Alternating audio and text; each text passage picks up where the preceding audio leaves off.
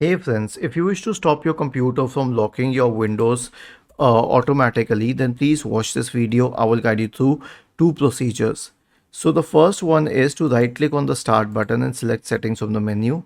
Go to the system tab, check power and battery, and then change this sleep, hibernate and these timeouts to never. This is what I have done on my system as well.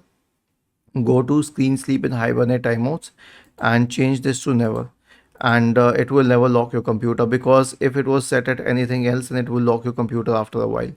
After this, you can search for dynamic lock in the search bar and go to dynamic lock. It's in the sign in option section.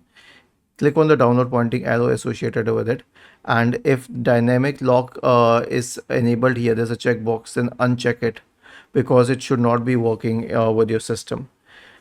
Was this helpful?